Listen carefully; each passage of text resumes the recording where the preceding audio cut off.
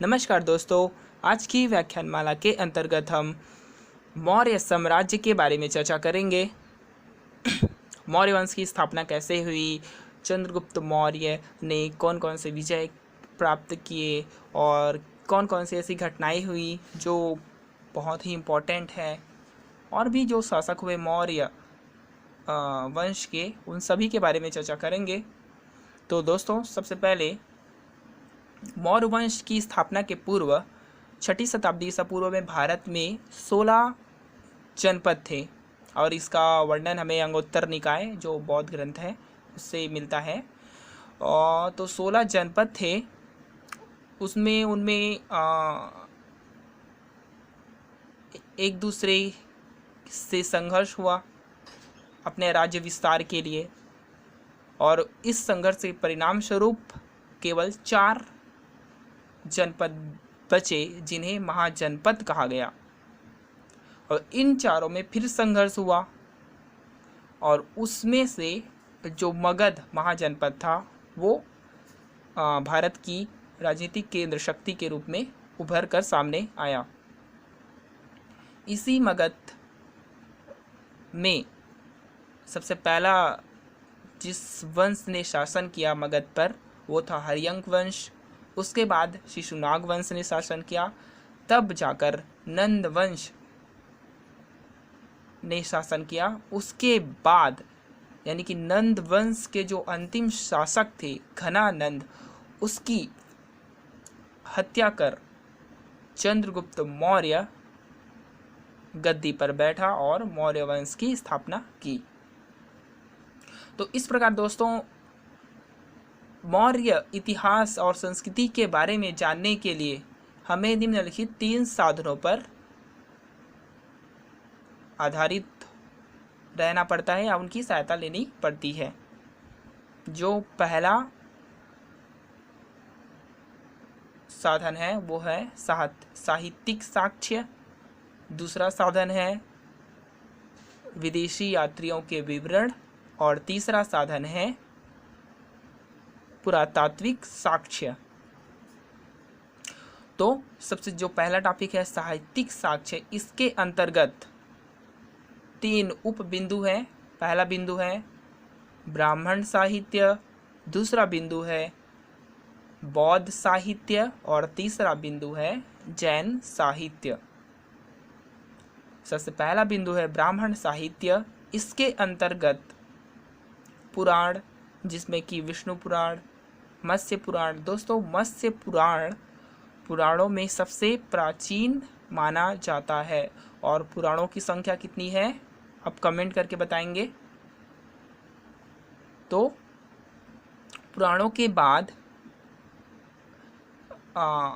चाणक्य द्वारा रचित अर्थशास्त्र, इसकी बहुत महत्वपूर्ण भूमिका है दोस्तों। मौर्य वंश के इतिहास की पुनर्रचना में चाणक्य द्वारा रचित अर्थशास्त्र की प्रमुख भूमिका है। चाणक्य के 2 और उपनाम मिलते हैं, विष्णुगुप्त और कौटिल्य। तीनों इन्हीं एक ही मतलब चाणक्य के ही 2 और नाम हैं, विष्णुगुप्त और कौटिल्य।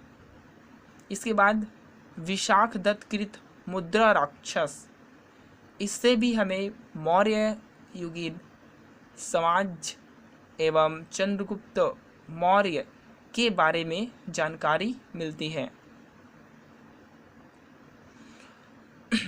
अगला जो बिंदु है वो है बौद्ध साहित्य। दोस्तों, बौद्ध साहित्य के अंतर्गत दीपवंश, महावंश, महावंश टीका, महाबोधि वंश और दिव्यावदान, ये ग्रंथ प्रमुख हैं। इनसे हमें चंद्रगुप्त मौर्य, बिंदुसार, अशोक तथा परवर्ती शासकों के बारे में जानकारी मिलती है।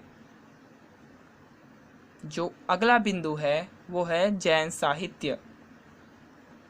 जैन साहित्य के अंतर्गत भद्रबाहु का कल्पसूत्र और हेमचंद्र का परिशिष्ट पर्वन महत्वपूर्ण है। इनसे हमें चंद्रगुप्त मौर्य के जीवन की कुछ घटनाओं के बारे में जानकारी मिलती है।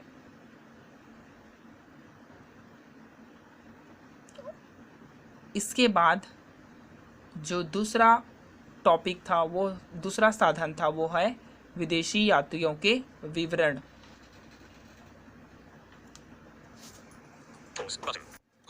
विदेशी यात्रियों के विवरण के अंतर्गत हमें रोम और यूनानी लेखकों के द्वारा रचित ग्रंथ मिलते हैं, जिनमें मौर्य इतिहास और संस्कृति के बारे में विस्तृत वर्णन किया गया है। सबसे पहले सिकंदर के जो समकालीन लेखक थे, उनमें नियाकस, अनेसिक्रिटस, अरिस्टोबुलस ये प्रमुख हैं। उसके बाद सिकंदर के बाद जो लेखक, यूनानी लेखक भारत आए, उनमें सबसे प्रमुख नाम मेगास्थनीज का आता है, और इनकी जो सबसे प्रमुख रचना है वो है इंडिका। इससे मौर्य युग या मौर्य काल के बारे में हमें विस्तृत जानकारी प्राप्त होती है, परंतु इंडिका का मूल रूप में उपलब्ध नहीं है, अर्थात यह मूल रूप में उपलब्ध नहीं है। इस ग्रंथ के कुछ अंश इसके बाद के लेखकों द्वारा अपने ग्रंथों में लिए गए हैं। तो मेगास्थनीज जो है वो सेल्यूकस का राजदूत था, जो चंद्रगुप्त मौर्य के शासनकाल में आया था पाटलिपुत्र। मगध की राजधानी है दोस्तों पाटलिपुत्र। तो मेगास्थनीज के बाद और भी कुछ राइटर हैं यूनानी, जिनकी रचनाओं से मौर्ययुगीन समाज एवं संस्कृति के बारे में काफ़ी जानकारी मिलती है। उनके नाम इस प्रकार हैं: Strabo, Diodorus, Pliny, Arrian, Plutarch और जस्टिन। एक बार फिर से, Strabo, Diodorus, Pliny, Arrian, Plutarch, Justin. इन विद्वानों के ग्रंथों से भी हमें मौर्य युगीन समाज, शासन, प्रशासन, अर्थव्यवस्था, इन सभी के बारे में जानकारी प्राप्त होती है। तो एक बार पुनः हम रिवीजन करते हैं दोस्तों। पहला जो साधन था वो था साहित्यिक साक्ष्य। साहित्यिक साक्ष्य के अंतर्गत 3 टॉपिक हैं, 3 बिंदु हैं। ए है ब्राह्मण साहित्य, इसके अंतर्गत है पुराण है, अर्थशास्त्र है और विशाखदत्त का मुद्रा राक्षस है। नंबर बी है बौद्ध साहित्य, इसके अंतर्गत हैं दीपवंश, महावंश टीका और दिव्यावदान। नंबर सी है जैन साहित्य, इसके अंतर्गत हैं कल्पसूत्र भद्रबाहु का और परिशिष्ट पर्वन हेमचंद्र का।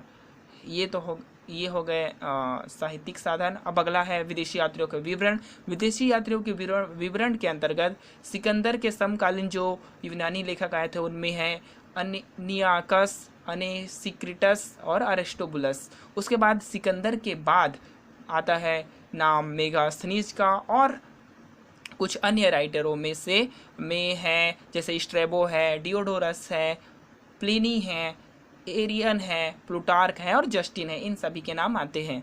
उसके बाद जो अगला हमारा साधन है वो है पुरातात्विक साक्ष्य।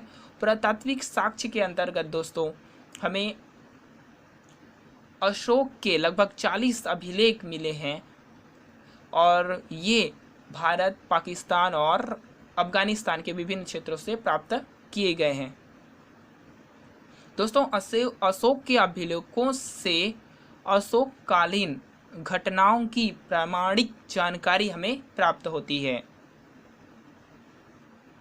और इन अभिलेखों के अतिरिक्त एक अभिलेख जो हमें प्राप्त होता है वो है शक छत्रौ रुद्रदामन का जूनागढ़ गिरनार अभिलेख।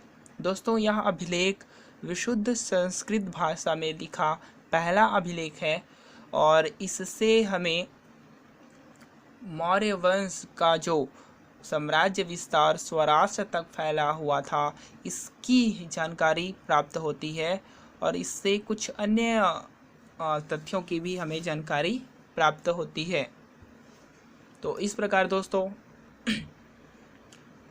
हमने जाना कि मौर्य वंश के बारे में अगर हमें जानकारी प्राप्त करनी है तो हमें साहित्यिक साक्ष्य के अंतर्गत ब्राह्मण साहित्य, जैन साहित्य, बौद्ध साहित्य और विदेशी यात्रियों के विवरण के अंतर्गत मेगास्थनीज का इंडिका और भी कुछ राइटर हैं और पुरातात्विक साक्ष्य के अंतर्गत अशोक के अभिलेख और रुद्रदामन का गिरनार जूनागढ़ अभिलेख ये प्रमुख हैं।